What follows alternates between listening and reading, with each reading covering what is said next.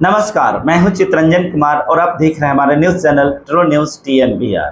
दोस्तों, जैसा कि आप सभी को पता है कि मुंबई में 31 अगस्त तथा 1 सितंबर को होने वाले इंडिया गठबंधन की बैठक चल रही है।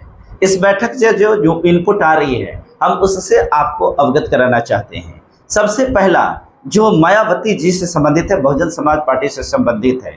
बताया जा रहा है कि इंडिया गठबंधन के द्वारा बहुजन समाज पार्टी प्रमुख मायावती जी से संपर्क साधा गया है और उनके पास में भी ये संदेश गया है कि बहन जी भी इंडिया गठबंधन का हिस्सा बने, जिस पर बहन जी ने स्पष्ट तौर पर बताया कि यूपी में 80 लोकसभा सीटों में से 40 लोकसभा की सीटें अगर उनको मिलती है तो फिर इस पर वो विचार करेंगे। इस बात का साफ साफ संकेत बहन जी ने इंडिया गठबंधन को दे दिया है।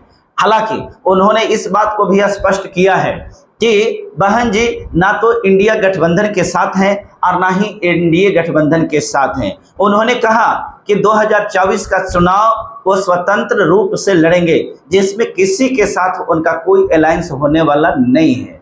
जब संपर्क साधने के बाद इंडिया गठबंधन के नेताओं ने जब संपर्क साधा तो उनके बीच में खुले तौर पर इस प्रकार की शर्तों को रखा और बताया कि हम या तो इंडिपेंडेंट चुनाव लड़ेंगे, स्वतंत्र चुनाव लड़ेंगे, और नहीं तो फिर यदि गठबंधन हमें 40 सीटें देने के लिए तैयार है तब हम उसके साथ अलायंस के लिए विचार कर सकते हैं। बताते चले कि आज की जो बैठक है 31 अगस्त की बैठक है और 1 अगस्त की जो बैठक है, इस बैठक में महत्वपूर्ण 3 बिंदुओं पर चर्चा होनी है, जिसमें लोगों को ऊपर चर्चा होना है कि अलायंस जो इंडिया अलायंस है उसका लोगो क्या होगा। ऐसा कहा जा रहा है कि अपना तिरंगा जो झंडा है उसी प्रकार का इनका लोगो झंडा हो सकता है, जिसमें अशोक चक्र नहीं होगा। साथ ही साथ झंडा पर भी इनका चर्चा होना है कि किस प्रकार के झंडा को अपनाया जाएगा।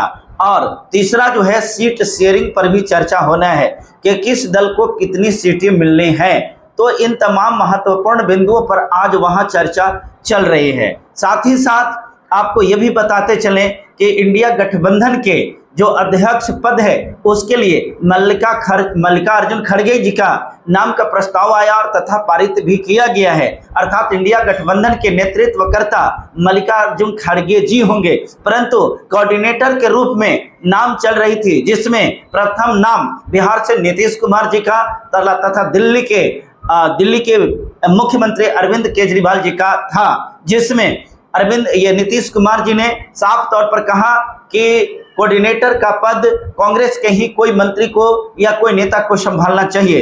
अर्थात नीतीश कुमार जी ये कोऑर्डिनेटर का पद लेने से साफ तौर पर इनकार कर दिया। इधर मायावती जी की बात करें तो मायावती जी 2014 के जो स्वतंत्र इलेक्शन लड़े थे, चुनाव लड़े थे, जिसमें इनका खाता भी नहीं खुला था। 2022 के चुनाव में इन्होंने 1 सीट प्राप्त किया है। इस प्रकार से देखा जा रहा है कि यूपी में इनकी खिसकती हुई जनाधार इनके लिए काफी मुसीबत और मशक्कत का सामना करने के लिए विवश कर सकता है।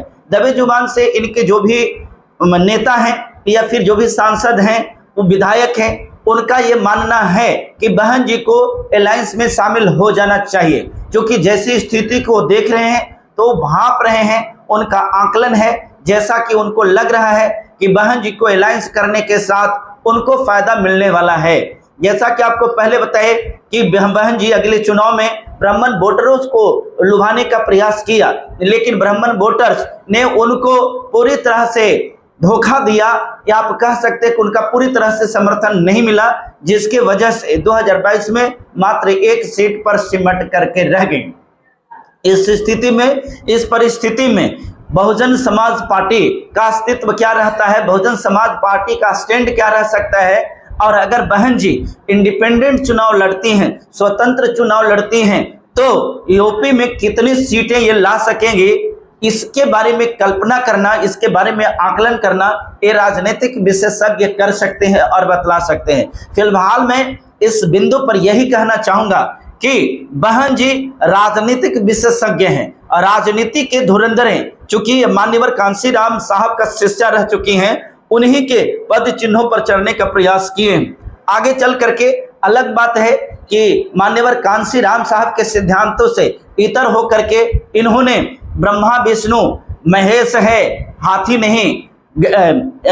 नहीं गणेश है का नारा इन्होंने दिया, जिसके वजह से बहुजन समाज पार्टी के और खास करके दलित वर्ग के जो वोटर्स हैं इनसे नारुष्ट होकर के इनसे टूटने का प्रयास किया है। फिर भी हम आप तमाम लोगों को इस बात को स्पष्ट तौर पर जानकारी देकर के बताना चाहते हैं कि बहन जी सारे मीडिया वालों से भी रिक्वेस्ट किया है, क्योंकि उनका ट्विटर हैंडल है, जिस ट्विटर हैंडल से उन्होंने बताया है कि मीडिया वालों से अनुरोध है कि कृपया कर असत्य या भ्रामक खबर चलाने का प्रयास ना करें। दोस्तों मैं आप लोगों को बार बार यही बताना चाहता हूं कि बहन जी का निर्णय, बहन जी कब किस प्रकार का निर्णय लेंगे, क्योंकि राजनीतिक में मास्टर स्ट्रोक लगाने की माहिर माने जाते हैं, इसलिए कहा नहीं जा सकता है कि 2024 का पीएम कौन होगा। शायद ये भी हो सकता है कि बहन जी ही 2024 में पीएम बने। मैं ये बात को क्लियर नहीं कह सकता हूं, लेकिन मैं ये बात इस शर्त पर कह रहा हूं